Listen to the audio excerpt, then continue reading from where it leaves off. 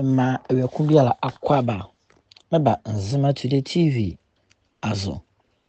ewekumbiala mo letie ene ewiaye hormoy anano srela eshere tofa ebole anaka krakra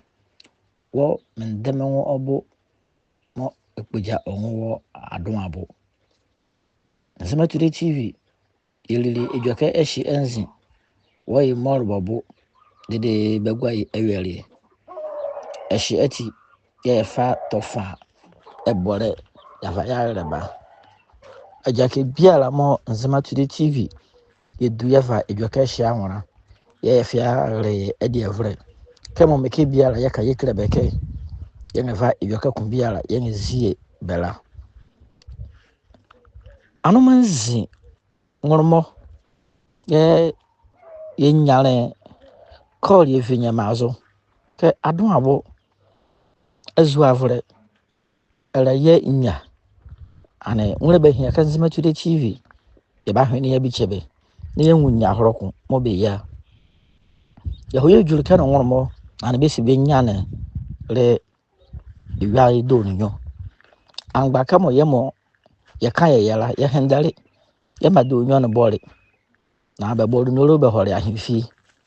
ya ne be mu ana hore ahimfi e kani na oba hima no fa duru be nyoro ke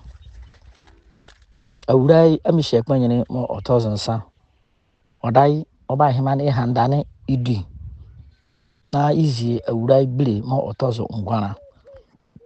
mo ke ka akra imo ye ali elembere be o ma hene ya eshi eti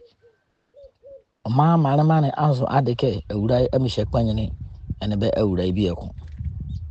na mane valere bunya bizare ke na ke ka akra mo re kreke du awurai amishe kwanyene na oda kontati ahimfie ken na ye awurai mo ezie no kontati ali enwura ane koye o haru le be ko fa awurai bile mo 1000 ngwana ya ahimfie ken mo re kunzren na oda yo ba hima mumu ana no ko oda ko le ba ahimfie ken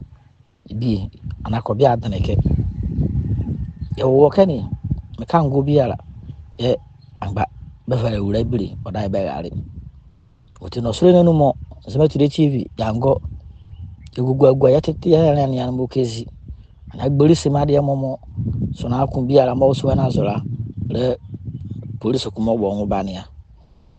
na yo wo keneke domburu no nyoni no ye won ke budo so mabi e so ani azo elu ansa abe yel ke ba wura himfie kene ba vra mo yel dedechi ye be fare be hore ani eske yare hele de mo ana so le ba pe nti ye hore bu so kpanyene ke bi zale ke ke kakra ewura bile mo 1000 ngwana de ahimfie ke ewura mi shekpan mo 1000 sa oda odi ahimfie ke ne nti o ma ye bole ewura le zo avre manu e bi zale be ke kakra bere amahene nyo ya de ahimfie ke ne ane no hambo ni ye be son ya na azu avre ma ye de roboke kama ba hime hara be mo o mahene mo be ziare ewura bile mo 1000 ngwana sanke oba hima edu no tuke idu ewurai amishe kwanyene mo 1000 sa esheti ede bledi ba hihwe ni bavi ewurai amishe kwanyene asem oti be mara up to do nyo ke oyo nwo fike igugu agwa yare ne a be bo do nyo agbisima ma vale ka de vindali eske ane ora bia hware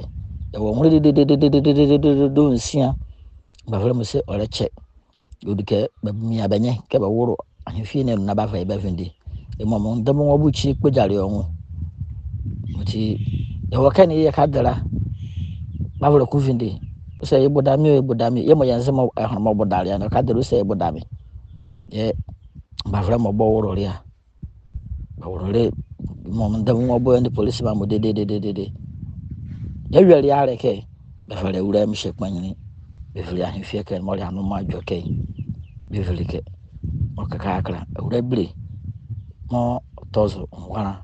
oni yo ba hima ni ngba hima ya ke kakra ba wo adwabo ahimfia ade vre mobility Nzima Today TV la ba son vre ade makaku ya ajale joke hie no uri le joke hie nzi na ɔfa ato fa bɔɔl no bɔɔl ɛba yɛda ba ase.